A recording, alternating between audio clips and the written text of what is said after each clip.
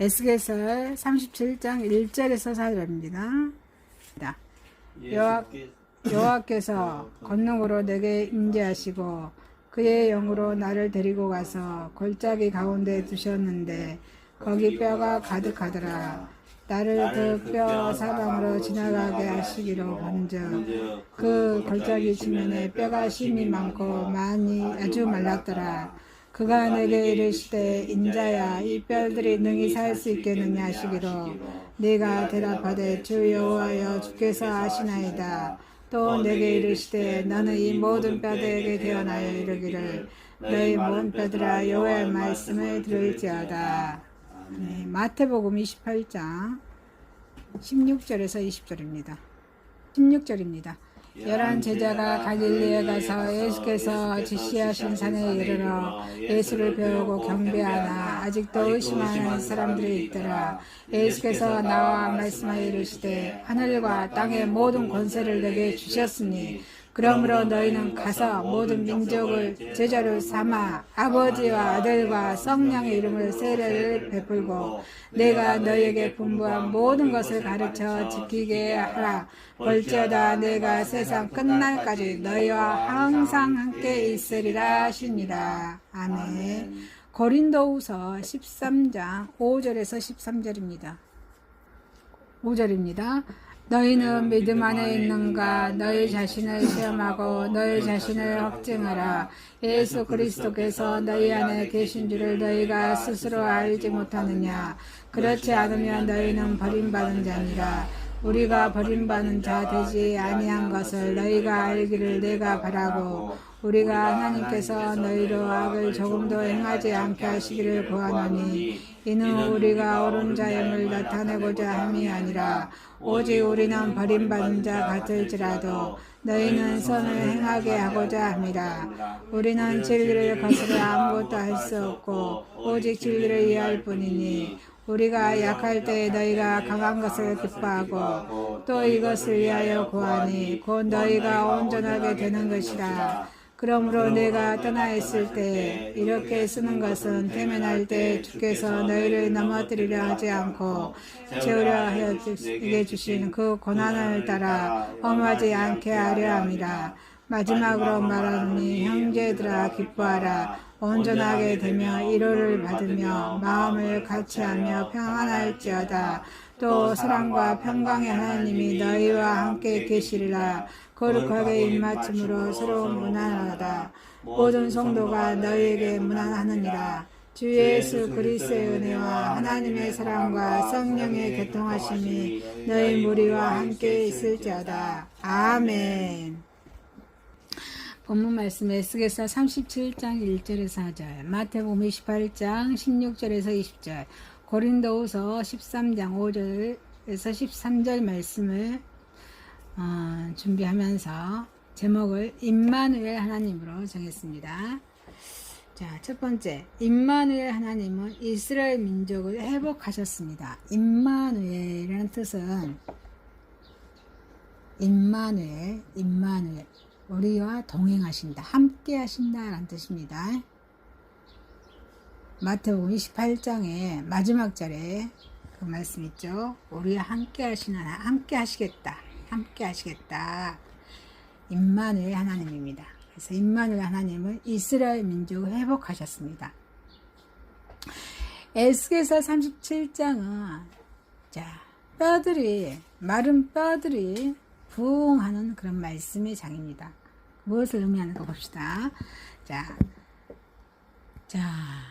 이때 당시는 에스겔 말씀은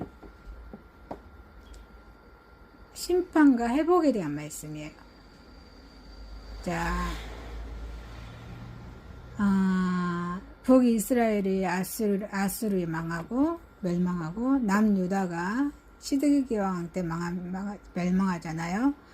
그 멸망할 즈음에 멸망하고 나서 포로로 끌려간 시기에 에스겔 선지자가 이 말씀을, 뛰어난 말씀을 기록한 것입니다. 그래서 자, 이스라엘 그때 당시에 죽어있는 이스라엘 민족적인 정치적인 죽음입니다. 자, 정치적으로도 죽어 있었어요. 이때는요. 나라가 없어져 버렸잖아요. 그래서 2절에 한번 읽어볼까요? 나를 그 뼈 사방으로 지나게 하시리로 먼저 그 골짜기 지면에 뼈가 심이 많고 아주 말랐더라. 말씀이 없고 다 말라 있어요. 사람은 육적인 거는 왕성해 보이겠죠. 다 말라 있더라. 그래서 북이스라엘의 12지파 중에 이스라엘 12지파 중에 북이스라엘의 10지파였고, 그래서 이제 그 마지막 왕이 호세아죠. 10대 호세아 왕 때 멸망합니다. BC 722년이죠. 그리고 아수르에 패망을 합니다. 북이스라엘이요. 그리고 남유다는, 남왕국은 두 지파였어요. 베냐민과 유다 지파였죠. 그래서 마지막 왕이 20대 왕이 시드기 왕이죠. 시드기 왕 시대 그 중반에나 아마 이제 남유다가 넘어서려고 할 때 그 시기입니다. 그래서 이 남유다가 바벨론의 2차 포로를 경험할 때 그 유다 왕국이 한 5년 정도 멸망하기 직전에 그런 이때를 말하고 있어요. 남유다가 586년에 멸망하죠. 930년에 BC 930년에 분열이 됩니다. 남유다와 여기 분열이 되죠. 북이스라엘과 남유다도 분열이 되죠. 그래서 208년 동안 북이스라엘이 통치를 하고 남유다는 몇 년 동안 통치를 하냐면 344년 동안 통치를 하게 됩니다. 그래서 이 시기에 그래서 북왕국은 이미 130년, 그러니까 이 시기에 에스겔이 말씀을 준비하면서 이 시기에 130년 전, 130년 전에 아수르의 제국이 멸망했고, 남왕국이 이제 바벨론 제국에 의해서 임박해.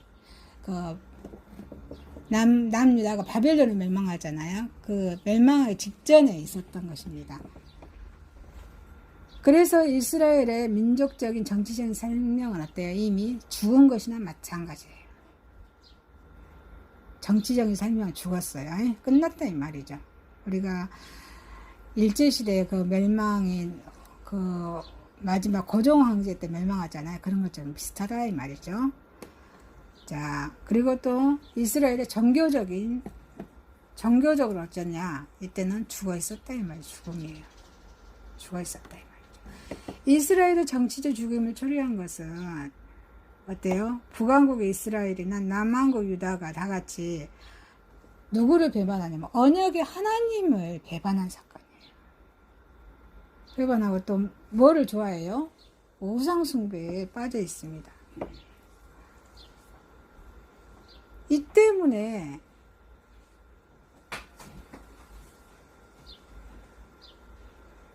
정치적인 죽음이 초래를 했고, 또 그로 인해서 종교적인 죽음도 왔다는 것입니다. 이 종교적인 죽음은 그 민족의 내적인 것, 정신적인 죽음을 말하는 것입니다. 내면의 그 심령이 죽었다 이 말이죠.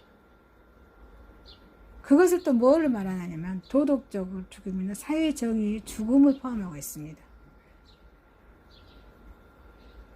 이 죽음의 옛적인 표현으로는 정치적인 죽음이 또 나타나게 된 것입니다. 이처럼 한 민족의 종교적인 내적으로 죽고 정치적인 옛적으로 죽음은 그 민족은 어째요? 완전히 죽은 것입니다. 이게 이스라엘 민족의 죽음이었습니다. 그런데 하나님께서는 이스라엘 민족을 사랑하셔야 안 하셔요? 사랑하시기 때문에 이 이스라엘 민족의 회복과 방법과 목적에 하나님은 이 목적을 가지고 있습니다. 그냥 안 놔두셔요. 이스라엘 민족을 회복해 하십니다. 자, 어떻게 회복하셨을까요? 회복의 방법은 하나님의 말씀과 성령으로 회복하셨습니다. 말씀입니다. 말씀. 성령으로 회복하셨습니다. 그래서 4, 5절 한번 읽어볼까요?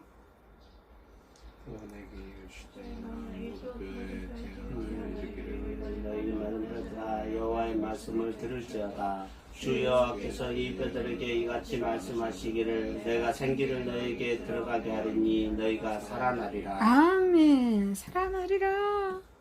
말씀을 들을지어다. 이 육체만 가지고 있는 심령들, 말씀이 없으니까 다 죽어있는 몸이잖아요. 말씀을 들을지어다. 하나님께서 말씀을 듣는 자에게는 생기로 살아나게 하리라 말씀하십니다. 그래서 11절에 이미 죽은 지 오래되어 말라버린 뼈가 다시 살아나리라는 것은 인간의 지식은 어때요? 이해할 수 없는 일이에요.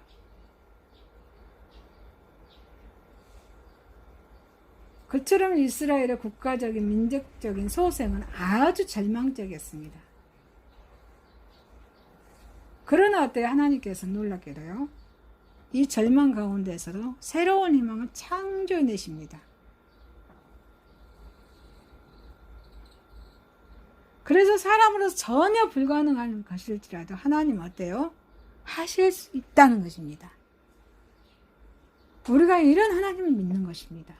그래서 마태복음 19장 26절에 예수님께서 그들 보시며 가르치시되 사람으로는 할 수 없으나 하나님으로서는 다 하실 수 있느니라. 누가복음 또 1장 37절에 대저 하나님의 모든 말씀은 능하지 못하심이 없습니다. 이렇게 말씀하셨습니다.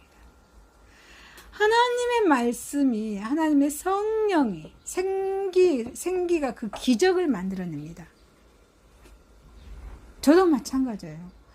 하나님의 말씀과 찬양이 있기에, 기도가 있기에 이 영혼이 소생되어서 살아나서 주님의 일을 할 수 있다는 것입니다. 이처럼 말씀으로 천지만물을 창조하시고 또 성령으로 생명을 넣어주신 하나님의 창조의 능력은 언제 어디서나 가능하다는 것입니다. 이렇게 하나님의 창조의 그런 능력의 작업은, 창조의 작업은 지금도 저와 여러분의 마음속에서 또 모든 국가 민족들 속에서 지금도 계속되고 있다는 것입니다. 아멘이십니까? 우리가 이런 하나님을 믿는 것이에요. 자, 또 하나님은 이 이스라엘 민족을 회복하는 목적이 또 있으셨어요. 그 목적은 또 민족의 통일과 민족의 부활입니다. 이스라엘 민족이 얼마나 우상숭배에 관여했고 타락했으면 하나님께서 멸망케 하셨잖아요. 통일을 목적으로 하고 있습니다. 그 조그마한 나라에서 나눠졌잖아요. 북이스라엘, 남유다. 멸망케 하셔가지고 이 두 쪽의 나라를 회복하는데, 통일과 또 부활시키는데 이런 목적이 있었다는 것입니다. 7절에 한번 읽어볼까요? 태어날 때 소리가 나고 움직이며 이 뼈 저 뼈가 들어맞아 뼈들이 서로 연결되더라. 서로 연락되더라 하셨습니다. 이 뼈, 저 뼈 서로 연락했다는 것은 어때요? 죽은 뼈들의 통합을 가리키고 있는 것입니다.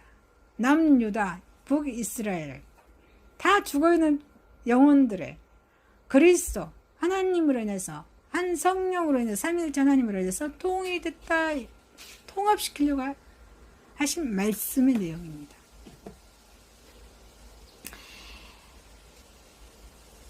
자, 아수르의 포로가 된 북왕국이죠.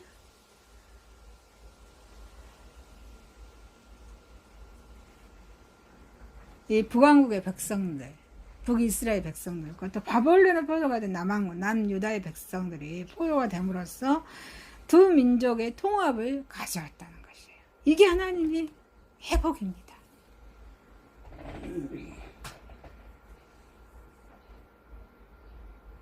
이 포로 속에 들어있는 하나님의 섭리 일단은 어때요? 분열된 민족의 통합이었습니다. 이렇게 아수르 제국이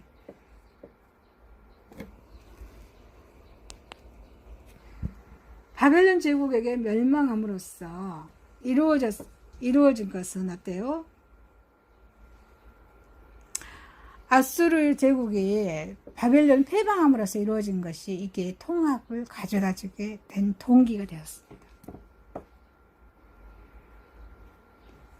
이처럼 포로 기간 중에 통합된 민족은 하나님의 말씀, 이 율법을 통하여 하나님께 대한 신앙을 아주 회복하기 위해서 이스라엘 민족으로서 긍지와 생기를 되찾게 됩니다. 이게 목적이었습니다.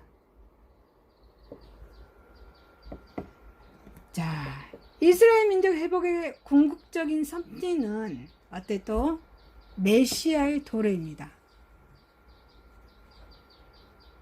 여러분, 포로 시대가 지나고 나서 어때요? 400년 동안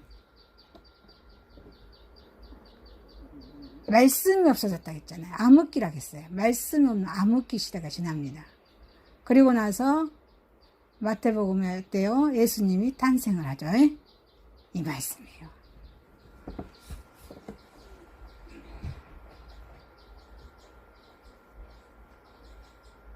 이 회복한 이스라엘 백성 회복하기 위한 그 궁극적인 그런 목적이 또 메시아의 도래에 있다는 것입니다. 자, 이스라엘의 국가적 통치권은 남북 왕국이 다 함께 통치 권력의 남용으로 인해서 하나님으로부터 박탈당하게 되었지만 이스라엘 민족에게 언약하신 메시아의 민족으로 사명은 수행되어야 함으로써 어때요? 민족의 회복과 부활은 피할 수가 없었다는 것입니다.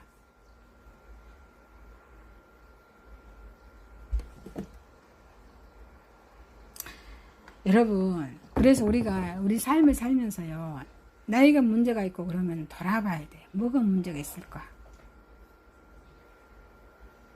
이게 똑같은 거예요.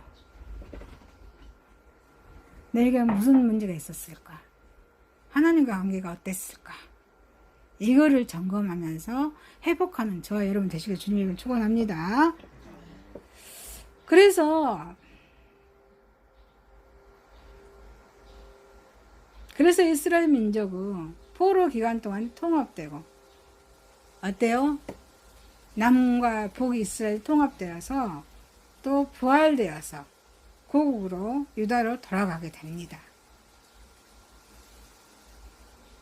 그리고 나서 그 400년 동안 어때요?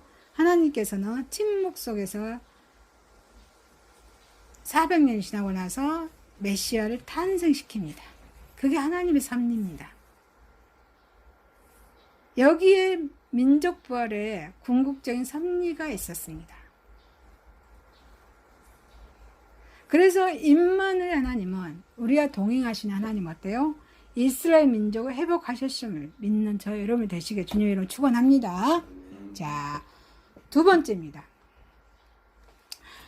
임마누엘 하나님, 우리와 동행하신 하나님은 예수님의 지상의 명령입니다. 마태복음은 왕으로 오신 예수님이죠.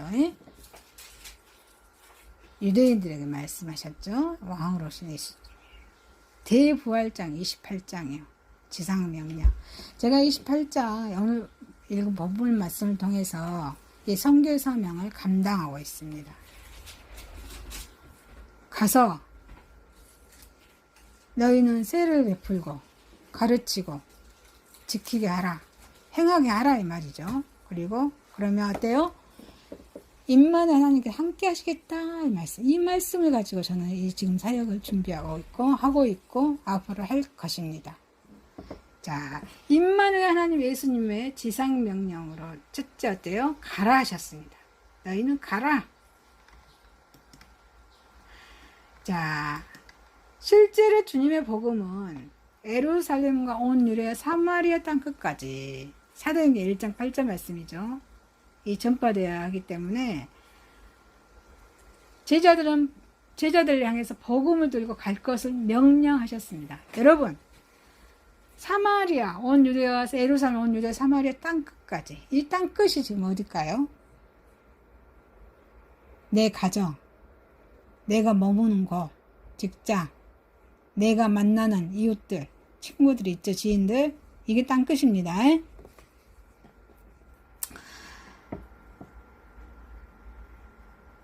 복음을 들고 가기를 명령하셨습니다. 누가요? 예수님께서. 예수님 구원을 안성하셨죠. 예수님께서 그 명령을 하셨어요. 그래서 저와 여러분은 어때요? 복음을 전할 사명을 받았다는 것입니다. 저만 받은 것이 아니라 여러분들도 받았다는 것입니다. 아멘이십니까? 그래서 이 전도, 예수님의 향기를 날리는 것은 저와 여러분 의무입니다. 또 책임입니다. 그래서 저와 여러분 어때요? 주일날 모여서 예배를 드려요. 모이는 교회. 또 흩어지죠. 디아스포라. 흩어지는 교회로서 흩어져서 또 주님의 사명 잘 감당하다가 또 주일날 모여서 충전받고 또 흩어져서 예배 드리고 흩어져서 주님의 사명을 감당합니다. 자, 그래서 사도 바울도 그런즉 저희가 믿지 아니한 일을 어찌 부르리요, 듣지도 못한 일을 어찌 믿으리요, 전파하는 자가 없이 어찌 들으리요, 보내심을 받지 아니하시면 어찌 전파하리요, 기록된 바 아름답더라, 좋은 소식을 전하는 바리와 함과 같도다. 로마서 10장 14절 15절 말씀, 이렇게 전도의 중요성을 이렇게 말씀하고 있습니다. 내가 중요해요. 내가 중요해요.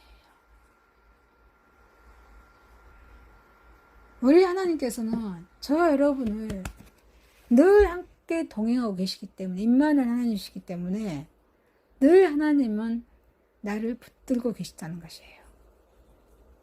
그리고 주님의 사랑을, 향기를 날리기를 원하고 계시다는 것입니다. 그래서 임마누엘 하나님, 예수님의 지상명령 두 번째는 또 모든 족속으로 세례를, 제자를 삼아라 하셨습니다. 제자를 삼아라. 18절에 한번 읽어볼까요? 모든 18절.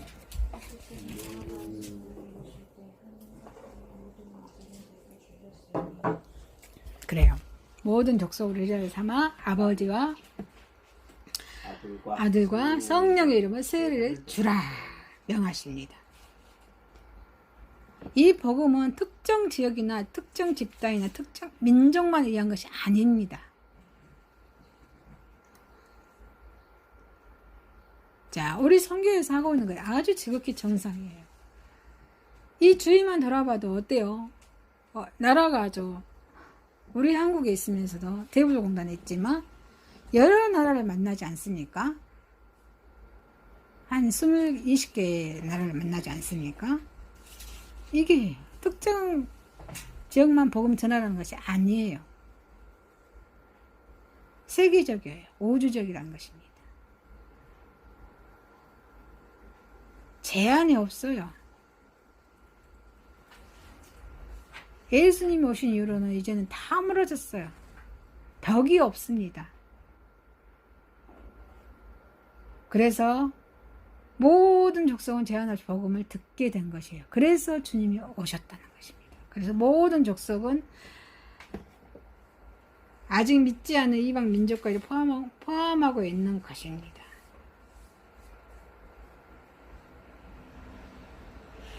자, 그 다음에 제자로 삼는다. 이 말씀 어때요? 가르치고 훈련시킨다 이 뜻이에요. 그래서 개인적으로는 믿음뿐만 아니라 교회적으로는 어때요? 조직될 것을 가르치는 것입니다. 우리 형제님도 훈련 받았잖아요. 에? 말씀이 들어가니까 어때요? 그래도 교회 안에서 이렇게 어떻게 생활해야 된다. 그게 좀 몸에 익혀지잖아요. 반드시 이게 필요해요. 예? 필요해요. 자, 아버지와 아들과 성령의, 자, 제가 축도할 때 그러죠. 하나님의 크신 사랑과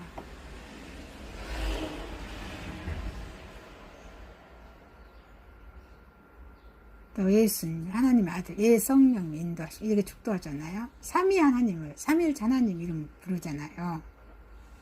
그래서 이 삼위 하나님 이름으로 세례받은 자는 성부 하나님을 구원을 계획하신 우리 성부 하나님,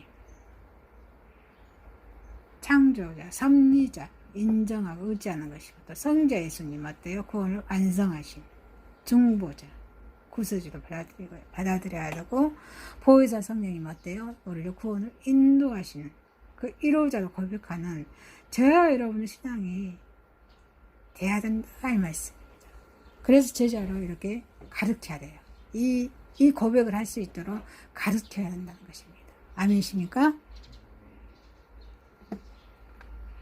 삼위 하나님을 고백하는 것이 이게 제일 중요해요.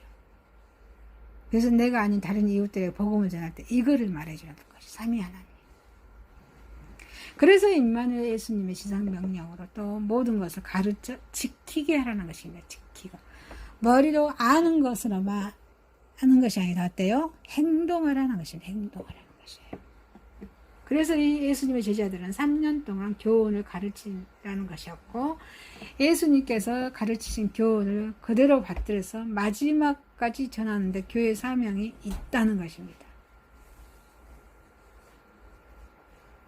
그래서 이 복음 전파는 주님께서 우리에게 분부한 것을 가르쳐 깨닫게 하는 것입니다. 그리고 깨닫게 하고 나서는 그보다 더 중요한 것은 지키게 하는 것입니다. 지키게, 행동하는 것이에요. 예? 행동이 중요해요. 말이 필요 없어요. 자, 우리 행함이 있는 믿음이 됩시다. 해봅시다. 시작. 행함이 있는 믿음이 됩시다.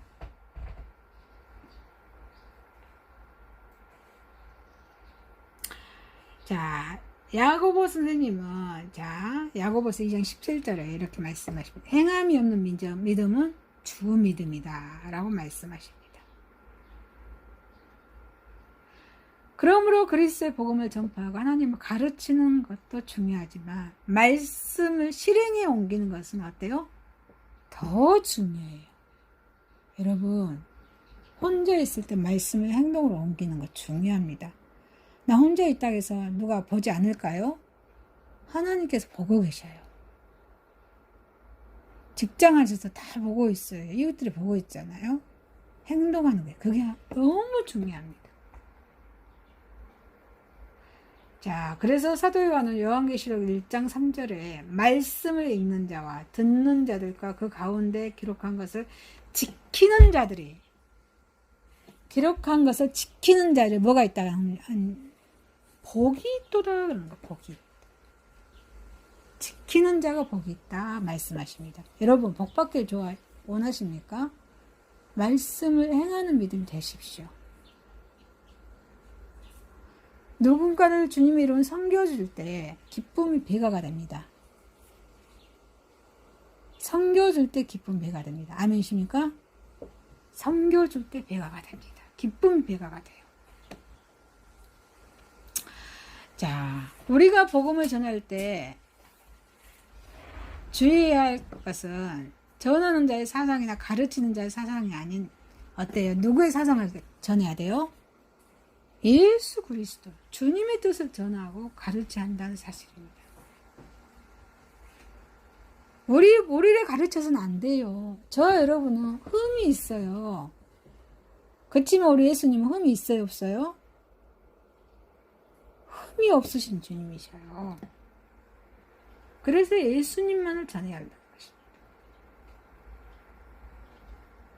자, 그리고 우리 임마누엘 하나님 예수님의 지상명령은 세상 끝날까지 우리와 함께 하실 것을 또 약속하십니다. 함께 하신다. 이게 임마누엘 하나님이에요. 자, 주님께서는 계속해서 세상 끝날까지 중단하는 영적인 임재를 우리에게 약속하셨습니다. 이 말씀은 항상 우리와 함께 현재적으로 어때요? 같이 계심을 의미합니다. 그래서 저와 여러분은 이 세상에 혼자 사는 것이 아닙니다. 예? 저와 여러분 주님 앞에서 주님과 함께 살아가고 있는 것입니다. 그래서 우리 주님께서는 어때요? 우리에게 말씀하시길 내가 너희를 거와 같이 버려두지 아니하시겠다고 말씀하십니다. 그래서 주님은 지금도 우리의 삶 속에서 역사하고 함께 하십니다. 자, 주님께서는 우리와 함께 하셨다는 약속은 그 탄생하셨을 때도 말씀하셨습니다. 자, 마태복음 1장 25절 말씀 보니까요. 보라, 처녀가 잉태하여 아들을 낳을 것이요 그 이름을 임마누엘이라. 이를 번역하면 하나님이 우리와 함께 함이라. 이렇게 말씀하셨습니다. 그래서 주님은 태초부터 우리와 함께 하셨고, 예수님 우리와 태초부터 우리와 함께 하셨고, 앞으로 영원토록 저 여러분과 또 백성들과 함께 하실 것입니다. 아멘이십니까? 그래서 하나님께서는 우리와 함께 하신다는 임마누엘이라는 신앙, 믿음이야말로 저와 여러분에게는 가장 필요한 신앙의 의식입니다. 또 확인입니다. 이게 축복입니다. 그래서 임마누엘 하나님 예수님의 지상명령은 어때요? 가라! 모든 민족을 제자로 삼아라! 응? 모든 것을 가르쳐 지키게 하라! 행동해라! 세상 끝날까지 우리가 항상 함께 하실 것을 약속하심을 믿는 저 여러분 되시기를 주님의 이름으로 축원합니다. 세 번째입니다. 자, 임마누엘 하나님, 삼위 하나님의 은혜입니다. 우리와 함께 하신 하나님, 성부, 성자, 성령님의 은혜, 거저주는 거죠. 값없이 주는 것이 은혜죠. 임마누엘 하나님의 삼위 하나님의 은혜는 사랑과 평강의 하나님이십니다. 하나님은 사랑이십니다. 자, 남녀 간의 사랑은 뭐라고 하죠? 여러분, 에로스 사랑이라고 하죠. 그렇지만 우리 하나님의 사랑은 무슨 사랑일까요? 아폐적인 사랑입니다. 무조건적인 사랑입니다. 재산이 없고 있고 많고 적고 애모를 보거나 적벌이나 학벌 버는 것이 이런 조건이 안 됩니다.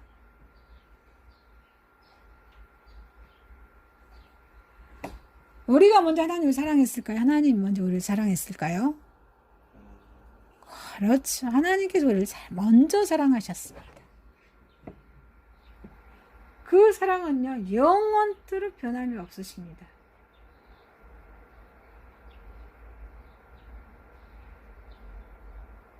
왜일까요?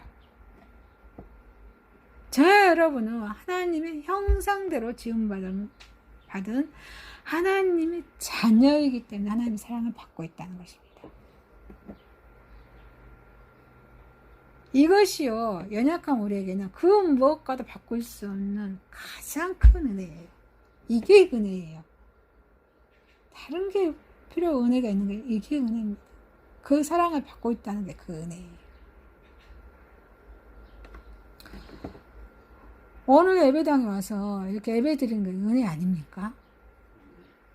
이게 은혜예요. 또 건강 주셔서 직접 와서 예배 드리잖아요. 저도 건강 주셔서 말씀 준비해서 또 이렇게 선포할 수 있는 은혜를 주셨잖아요. 얼마나 감사해요.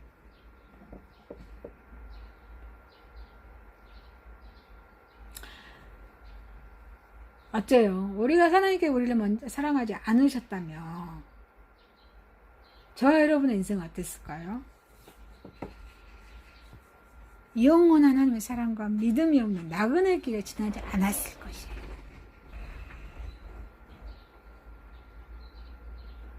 또 이 하나님의 사랑은 무조건적으로 사랑을 배제했다면 저와 여러분 어때요? 자기 생각에 자기 생각에 이기주의 속에서 그 자멸의 길로 갈 것이 자명합니다. 그래서 본문에 고린도후서 13장 11절에 한번 같이 읽어보겠습니다. 마지막으로 말하노니 형제들아 기뻐하라. 온전하게 되며 위로를 받으며 마음을 같이하며 평안할지어다. 사랑과 그래요. 사랑과 평강의 하나님 너희와 함께 하시리 말씀하십니다. 얼마나 감사해요. 사랑, 평강의 하나님 너희와 함께 하십니다. 아멘이십니까? 평강의 하나님 함께 하신다는 것입니다. 이게 은혜예요. 이게 은혜예요.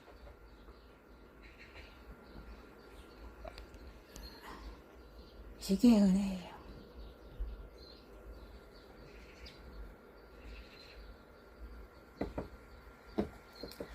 자,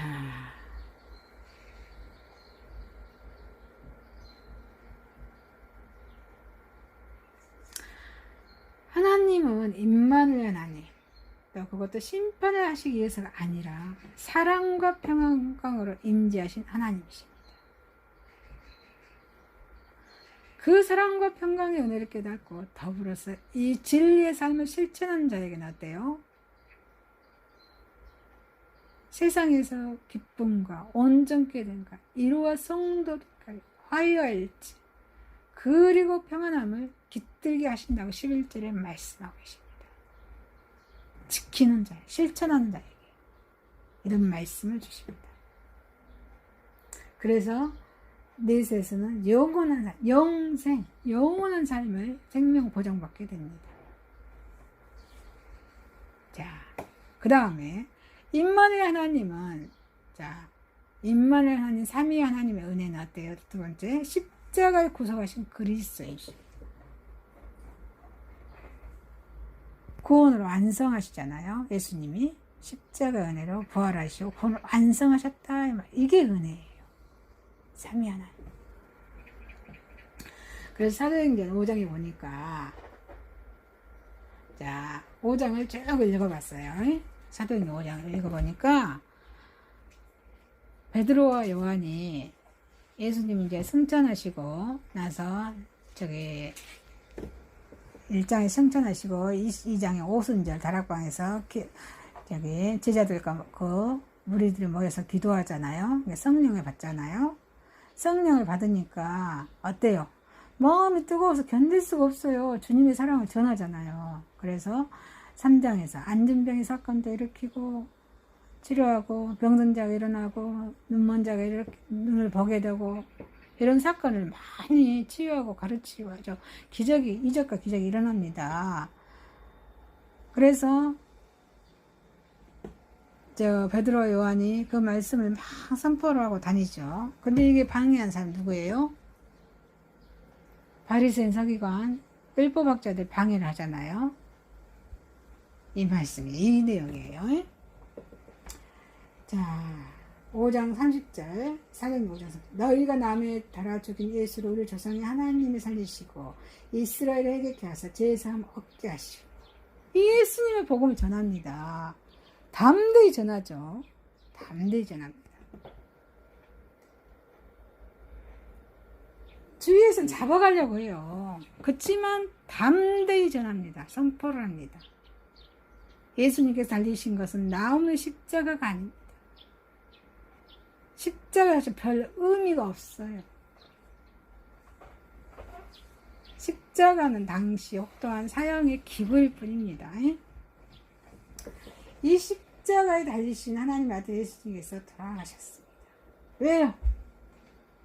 저 여러분의 죄를 위해서 죽으셨다는 것이에요. 이게 은혜예요. 예수님은 죄가 없으시잖아요. 저와 여러분의 죄를 위해서 십자가에 죽으셨다는 거예요. 그 부활하셨다는 거예요. 이 십자가 하나님의 은혜와 죄뿐 인류를 향해 구속하시면서 그 상징하고 십자가예요. 어떻게 십자가로 인류를 구속하십니까? 구원이 가능합니까? 어때요? 예수님은 하나님의 아들이기 때문에 그래요. 죄가 없으신 분이기 때문에 이 죄 문제를 해결하시고 완성하신 분이라고 하십니다. 그래서 친히 33살의 십자가에 죽으십니다. 그 부활하십니다. 이게 화목제물로 되실 거예요. 이 사건이 있었기에 우리가 주님의 그 십자가의 의미를 생각하면서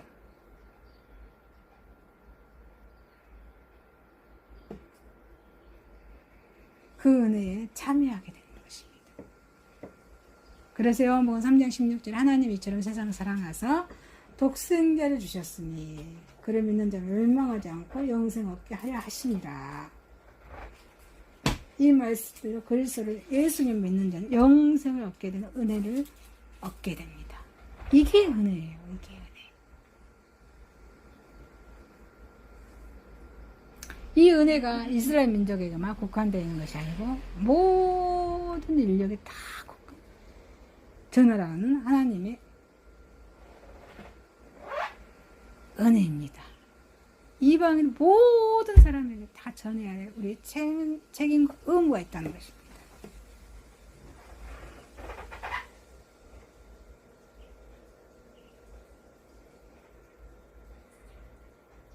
자, 그 다음에 임마누엘 하나님이면 또 어때요? 삼위 하나님의 은혜는 뭐가 아닙니까? 성도가 교통케 하는 것. 성령님이 하시죠. 성령님께 구원으로 늘 완성하시고 교통케 하시잖아요. 예?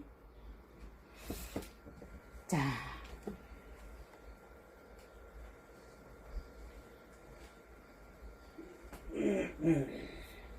자, 여호와 증인 들어보셨어요? 여호와 증인은 아주 열심히 일을 하죠. 여호와 증인은 삼위일체 교리를 부정합니다. 성령 하나님 부정하는 거예요. 그래서 성경에 없는 교리라고 말합니다. 그 여호와 증인들의 성령은 단지 하나님의 운동력이고 그 미치는 힘의 영향력이라고 오해합니다. 그래서 기독교 여러분 믿는 우리 기독교의 삼위일체 하나님의 교리를 부정합니다. 근데 저희는 어때요? 삼위 하나님의 교리 믿죠? 삼위일체 하나님, 성부 하나님, 성자 예수님, 성령을 믿는 거예요.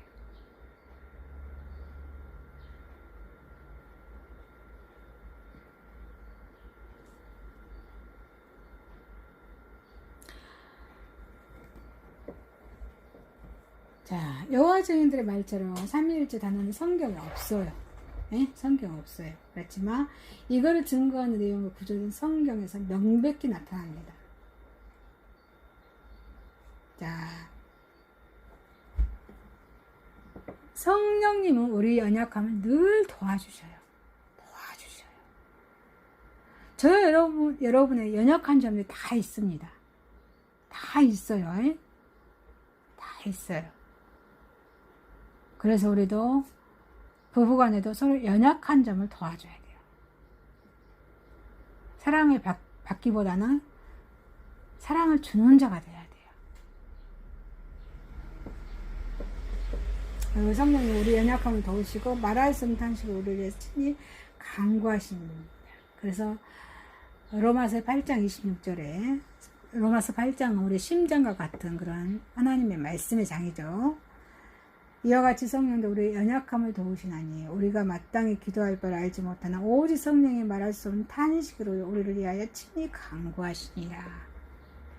성령님께서 우리를 위해서 친히 간구하신다고 말씀하십니다. 그래서 예수님께서는 부활절에 승천하신 후에 약속하신 대로 우리 2인 113을 기도하셨죠. 약속하신 대로 거기서 성령님께서는 성도들 위해 임하십니다. 임하셔요. 자, 우리 성령님께서는 우리 초대교회 교인들이 임재하셨을 때 어때요? 성도들은 성령이 충만한 하나님의 말씀 담대히 전했습니다. 그래서 믿는 무리가 한마음 한뜻이 되었어요. 그게 사도행전 4장 21절 22절 말씀이에요. 바리새인 서기관 아주 율법학자들이야죠. 이 말씀을 전하는 사람 다 잡아 죽이려고 하잖아요. 그런데 담대하게 하나님 말씀을 아무리 한마음 한뜻이 되었습니다. 사도행전 4장 21절 21분 갈대들의 백성들 때문에 그렇게 어떻게 처벌할지 방법을 찾지 못하고 다시 이어파에 놓아주었으니 이는 모든 사람이 그 된 일을 보고 하나님께 영광을 돌리라. 이 표적으로 병나는 사람은 40여서나 되었더라. 40살 넘은 사람이 병 나면 나았다 이 말이에요.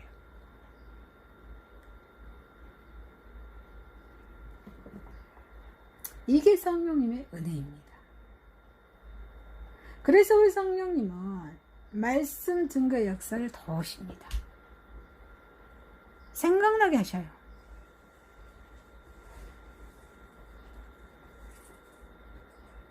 또 성도 간에 서로 한마음 한뜻을 화해하고 일치하며 믿음 안에서 기쁨과 교제를 나누도록 그 역사와 은혜를 베푸시는 것입니다. 이게 성령 하나님께서 하시는 일이에요. 그래서 믿는 우리에게는 삼위 하나님의 은혜 중에 그 어느 하나도 가볍고 탐탁하게 않는 말이나 행동으로 여길 것이 하나도 없습니다. 자, 여러분, 임마누엘 하나님 삼위 하나님의 은혜는 사랑과 평강임을 믿는 제가 여러분이 되시길 주님을 축원합니다. 말씀을 마치겠습니다. 임마누엘 하나님,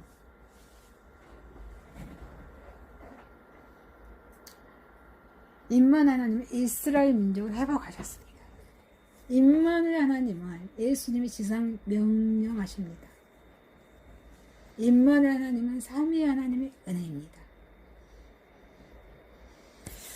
하나님 아버지, 세상 끝날까지 함께 하시는 임마누엘 하나님을 찬양합니다. 사랑과 평안으로 인도하여 주옵소서. 예수님의 이름으로 기도드리옵나이다. 아멘.